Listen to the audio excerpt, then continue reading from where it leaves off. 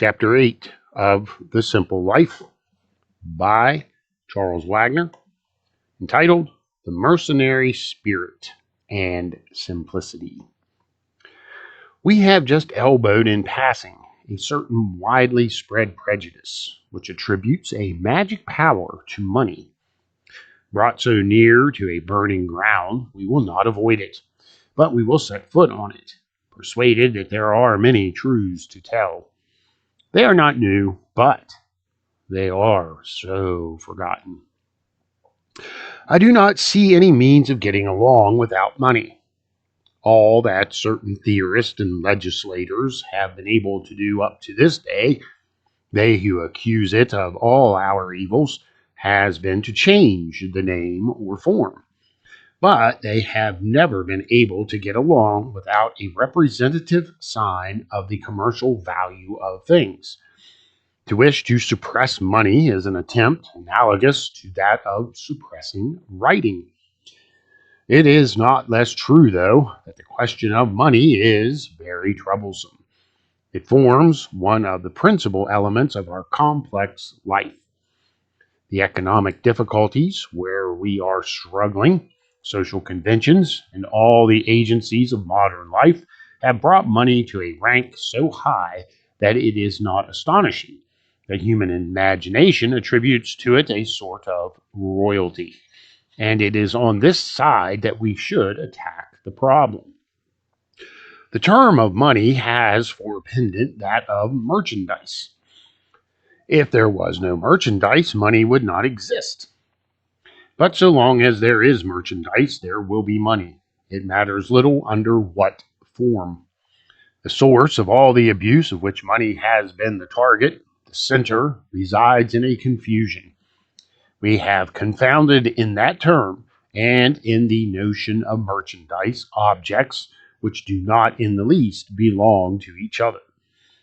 We have wished to give a mercenary value to things which have not and should not have any.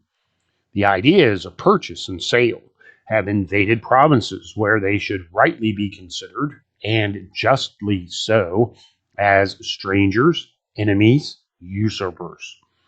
It is legitimate that wheat, potatoes, wine, and stuffs should be sold, and that people should buy them. It is perfectly natural that the labor of a man should procure for him rights to life, and that they should place in his hand a value representing his rights. But here the analogy already ceases to be complete. A man's work is not a merchandise in the same meaning as a sack of wheat or a quintal of coal. There enter into this labor elements that we cannot estimate in money. In short, there are things which cannot be bought.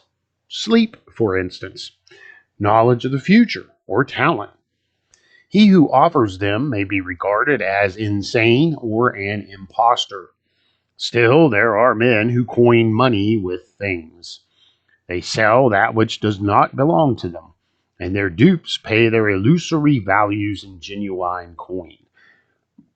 And so there are also merchants of pleasure, merchants of love, merchants of miracles, merchants of patriotism. And this title of merchant, which is so honorable when it represents that which is a real commercial commodity, becomes the worst of blights when it relates to the things of the heart, religion, or of the country. Almost everybody is in accord in finding shameful the traffic in one's sentiments, his honor, his robe of office, his pen, or his mandate. Unfortunately, that which suffers no contradiction in theory, that which, as we say, resembles a banality more than a high moral truth, has the utmost difficulty to enter into practice. Traffic has invaded the world. The merchants are installed up to the sanctuary. And by sanctuary, I mean not only religious things, but all that humanity holds sacred and inviolate. It is not money which complicates life. It is our mercenary spirit which corrupts and adulterates it. The mercenary spirit brings us to one single question: how much will that bring me?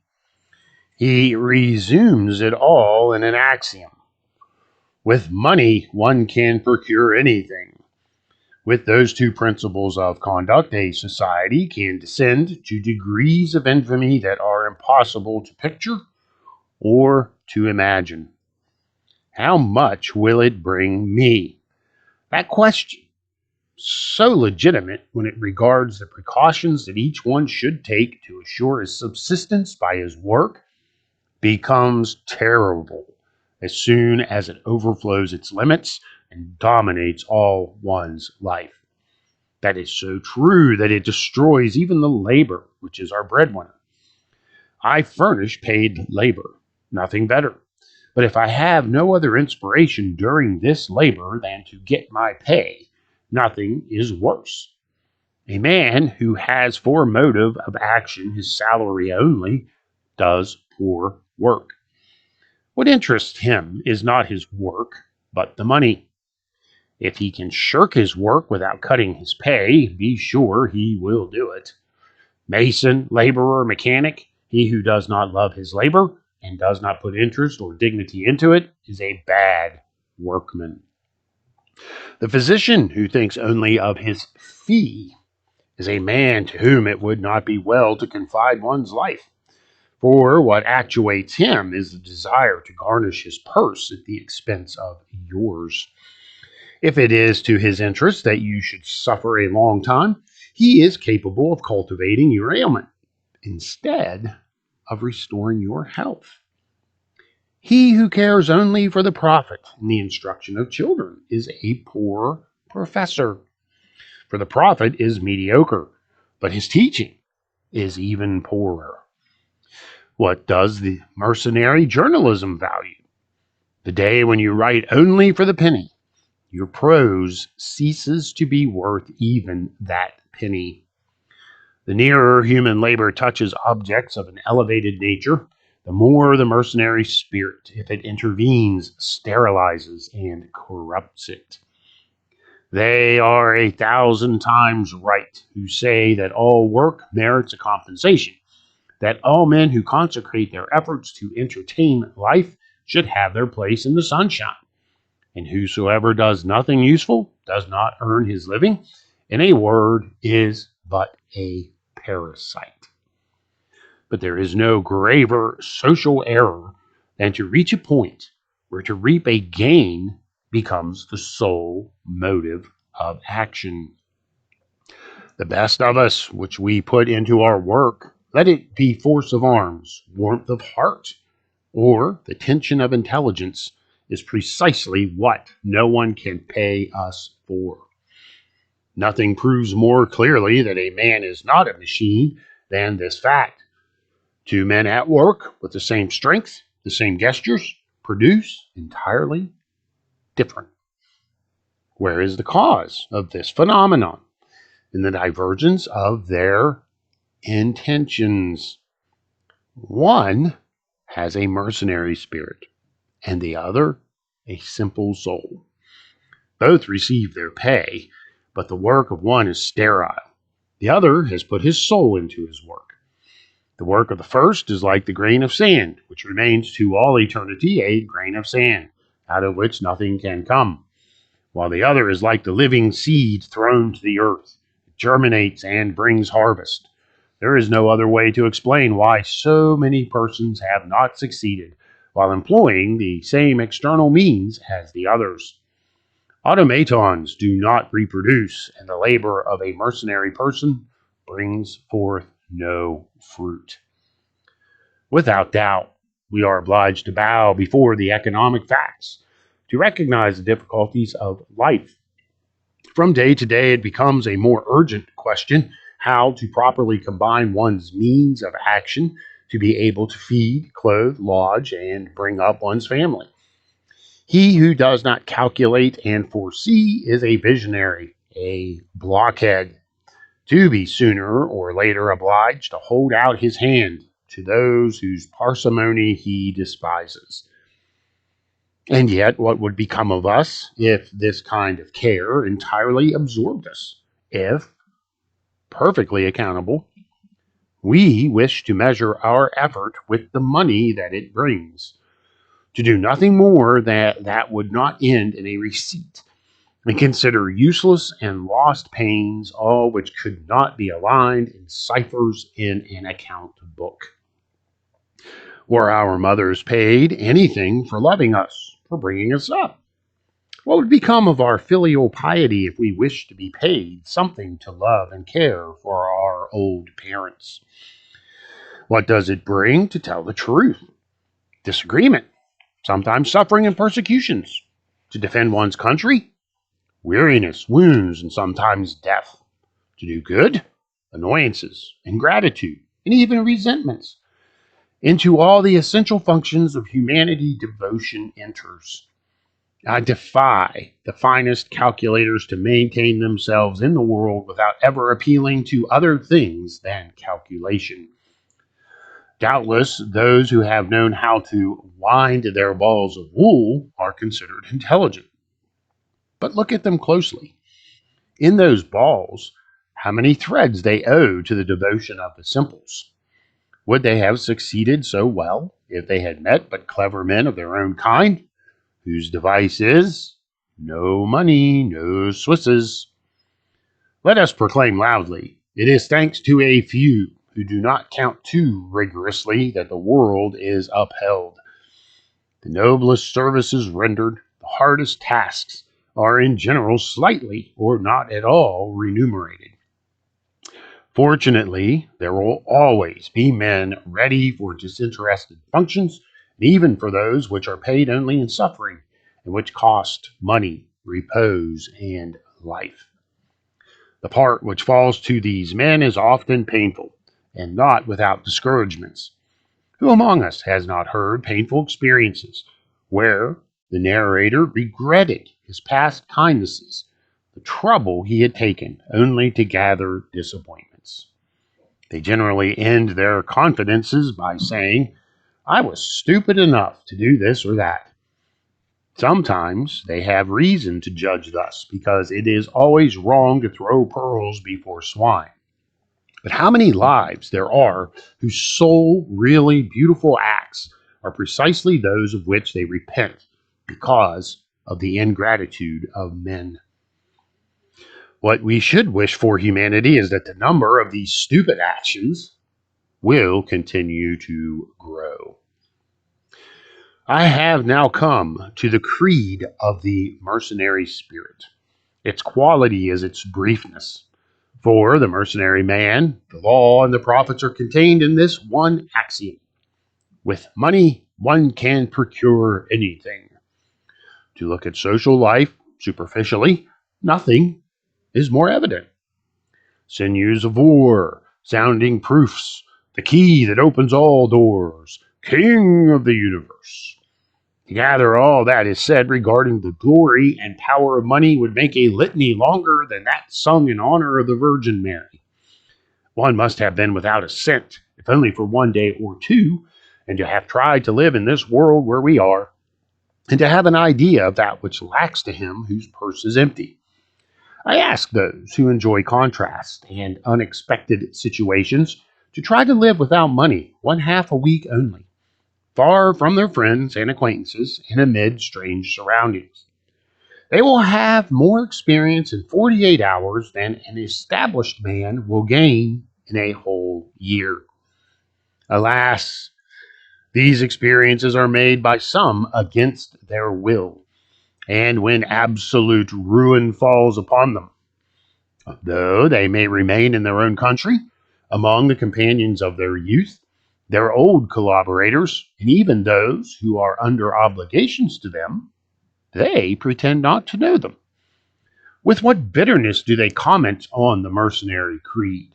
With money, one can have everything. Without money, impossible to have anything. You become a pariah, a leper, away from whom everyone turns. Flies alight on dead bodies. Men go to money.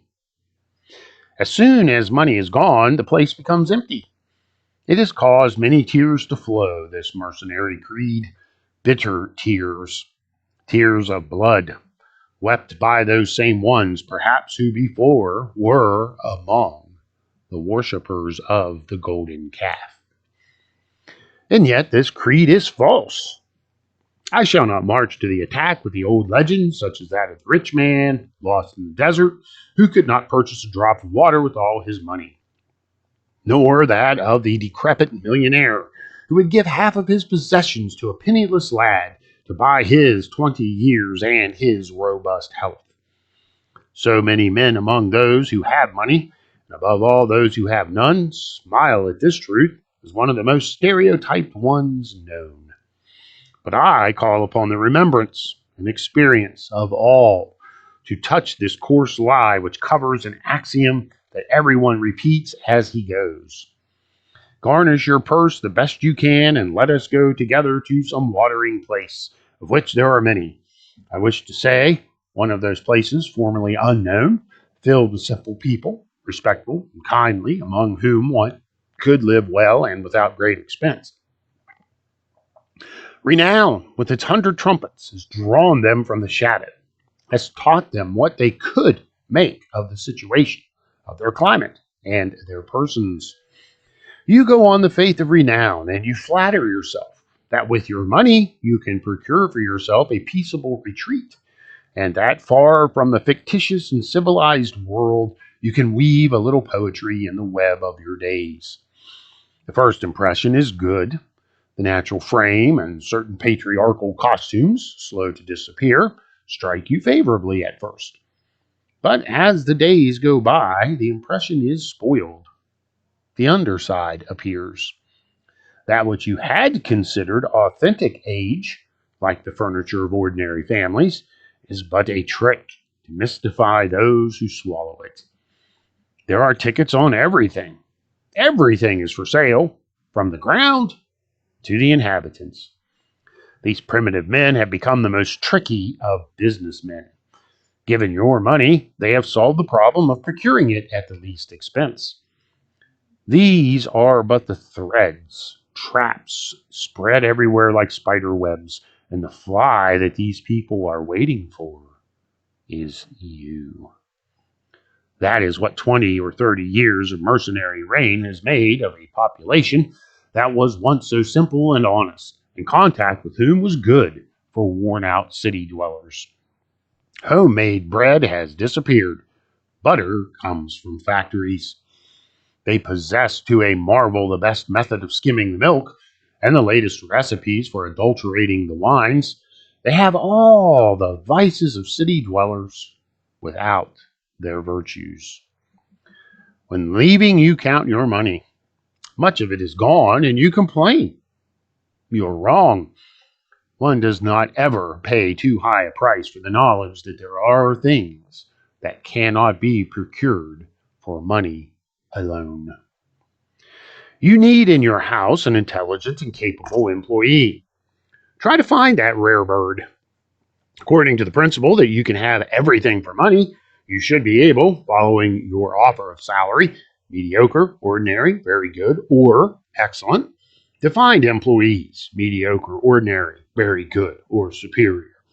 But all who apply for the vacant position will range themselves in that last category, and doubtless will have procured certificates to support their pretensions. It is true that 9 times out of 10, at practical trial, it will be found that these clever persons will totally lack the necessary qualifications. Why, then, did they engage themselves with you? They should, in truth, have answered you as in the comedy, when they asked the expensive cook who knew how to do nothing, "Why did you say you were a cordon bleu?" "Why, to get paid." That is a great affair. You will always find persons who like to get large salaries. You will find fewer capacities. And if it is probity that you seek, the difficulties augment. You will find mercenaries easily. Devotion is another thing. Be it far from me to deny the existence of devoted servants and of employees, both honest and intelligent.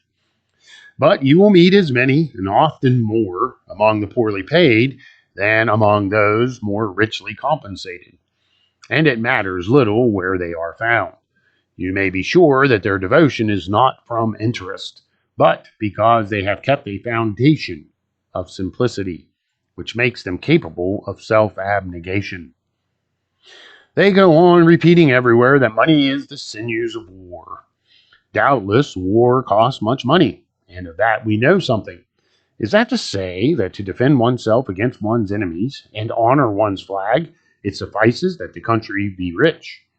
The Greeks once undertook to prove the contrary to the Persians, and that proof will never cease to be repeated in history. With gold, one can buy vessels, cannon, horses, but military genius cannot be bought. Neither can political wisdom, discipline, nor enthusiasm. Put billions into the hands of your recruiters and tell them to bring you a great captain and an army of ragged recruits.